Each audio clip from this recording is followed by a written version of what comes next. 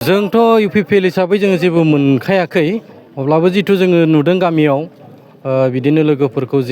बादि थासारि जानांगौमोन बेबादि थासारि जानो हायाखै जे खामानिफोरा मावफुंजानांगौमोन बे खामानिफोरखौ जों मावफुंनायखौ नुनो मोनाखै जों बिनिखायनो जोङो बे बिपिएफ हान्जायाव थानानैनो जोङो खामानि मावलांफागोन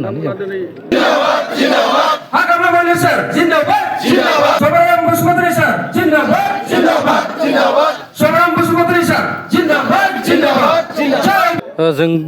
गोबाव सम इउपिपिएल हान्जाजोंनो जोङो खामानि मावबोबाय थादोंमोन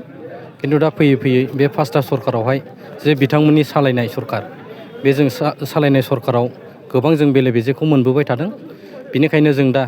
फिन नैबे हाग्रामा सरकारखौनो जोङो देरहाहोफिननानै सरकार सालायफिनगोन होननानैहाय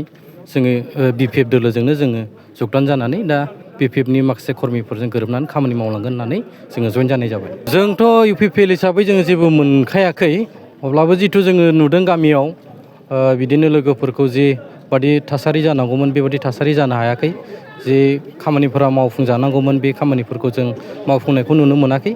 जों बिनिखायनो जोङो बे बिपिएफ हान्जायाव थानानैनो जोङो खामानि मावलांफागोन होननानै जोंहाबो जेबो रावनिबो थुलुंगा गैया आरो जोंखौ रावबो थोनाखै जे जों उइलिंलि जोंनि गोसो मथे जोङो बे बिपिएफ हान्जाखौनो जोङो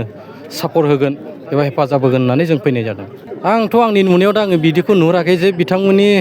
सालायनायखौथ' जों बुंनांखाला जे रायजो राजाफ्रानो गासैबो मिथिजोबखायो बिथांमोना माबायदि प्रसेसआव सोलायगासिनो दं सरकारखौ बा माबायदि लिड खालामदों रायजो राजाफ्रानो मिथिजोबखायो बेखौ। दिनै जोङो गासै जों 15 जन जानाय जादों आरो जोंहा फैबावनांगौ लोगोफोर दंबावो जाहाथे जोङो बे लोगोफोरा जेब्ला सम मोनगोन जोङो बिथांमोनखौबो जोङो लानानै फैनानै जोङो जइन खालामनाय जागोन।